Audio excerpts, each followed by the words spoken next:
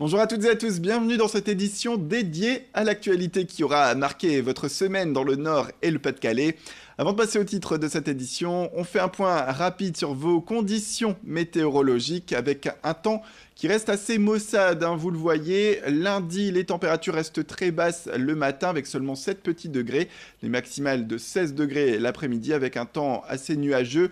Mardi, la grisaille fait son apparition avec également de la pluie à prévoir, notamment sur le pourtour du littoral, les maximales de 16 degrés cette journée-là. Et puis mercredi, retour du soleil et de quelques éclaircies avec là encore des maximales à 16 degrés. Les titres, près de 100 000 usagers utilisent les lignes SNCF des Hauts-de-France chaque jour et pourtant, la qualité du service n'est pas toujours au rendez-vous selon ces usagers. Dans la région, ce sont près de 20% des trains qui sont en retard sur certaines lignes d'ailleurs. Alors pour améliorer le service, la région a décidé de proposer 20% de ces lignes à destination de la concurrence des entrepreneurs privés du ferroviaire. Il faudra tout de même attendre fin 2022, début 2023 pour que cette concurrence soit active. À terme, elle devrait concerner les lignes comme Lille-Lens ou Lille-Béthune ou encore Lens-Paris. Franck Dersin, le vice-président au transport à la région, était à notre micro.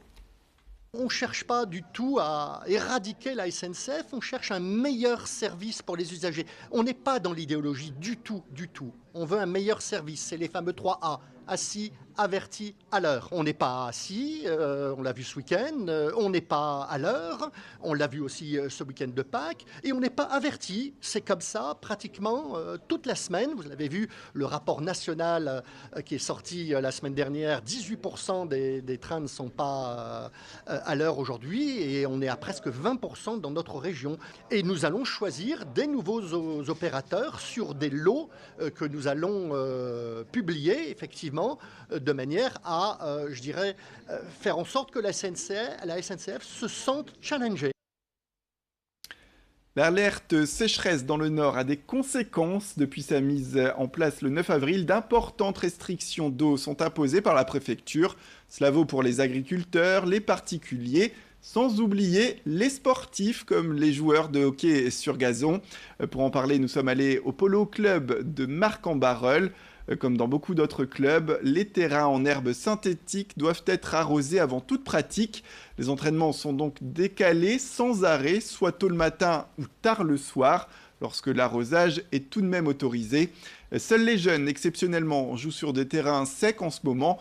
Mais pour les adultes, à cause du poids du corps et des changements d'adhérence, le manque pourrait entraîner des blessures.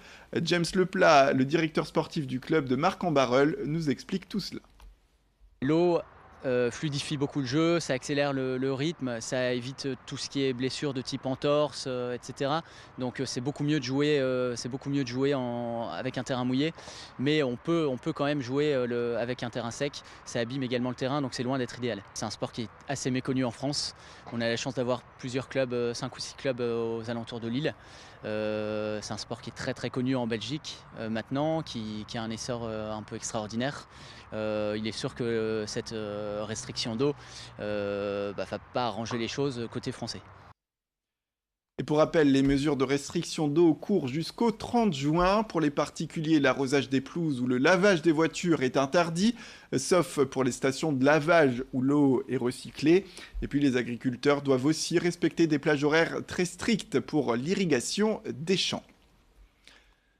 La 5G n'est pas prévue pour le grand public avant 2020, mais elle fait déjà parler d'elle. Ce mardi matin au Palais des Beaux-Arts de Lille, l'opérateur Orange a présenté toutes les possibilités qu'offre cette technologie. Entre autres, un réseau 10 fois plus rapide que la 4G, qui permettra par exemple de télécharger plus vite, mais aussi et surtout de développer des concepts innovants comme permettre aux chirurgiens d'opérer à distance ou de piloter des voitures de manière distanciée également.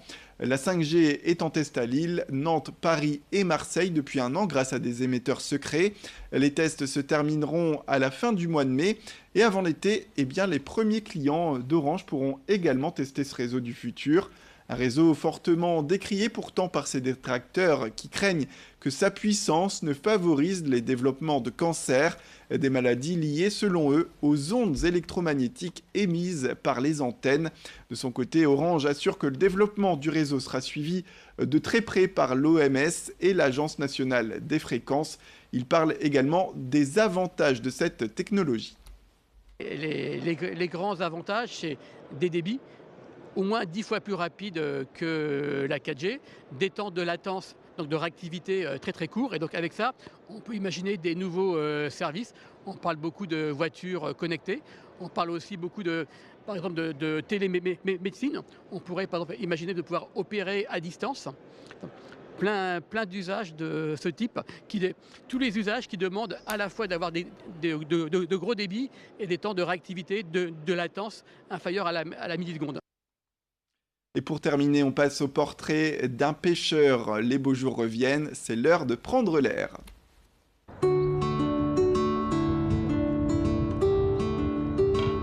Avec l'arrivée du beau temps, les pêcheurs sortent leurs cannes. C'est le cas de Jean-Michel qui espère attraper les carpes vivant l'étang du château de Robersart. Donc on attend que ça sonne en fait. Et si jamais ça sonne, on se lève très vite en général. Et puis hop, on ferre et le combat commence, quoi. Ses meilleures prises, un brochet de 9,6 kg et une carpe de 14 kg. Souvent présents aux abords de l'étang, les poissons n'ont plus de secret pour lui. Plusieurs spécimens qui vivent ici dépassent d'ailleurs les 16 kg. Du coup, Jean-Michel ne compte pas se limiter à son palmarès. J'ai ma carte d'ici depuis 1973 et je suis président depuis 25 ans. On se connaît tous plus ou moins, c'est convivialité, pas de prise de tête, tranquille. La pêche quoi, le plaisir. Tous les moyens sont bons pour attirer les plus gros poissons, souvent capricieux. Fini les verres et place aux appâts ayant un goût de tutti frutti, épicé et même un goût à la fraise. Il y a toute une panelle d'arômes et de parfums, de taille. Et après, bien sûr, il y a le plaisir de les faire soi-même aussi. Après, il y a l'art, évidemment, mais déjà faire des bons montages, observer et surtout être patient. Donc là, ensuite, après, on ramène, on tend un peu le fil. Voilà, on le pose dessus. Passionné depuis toujours, Jean-Michel a transmis le goût de la pêche à la ligne à son fils et à sa fille, qui pêchent à ses côtés.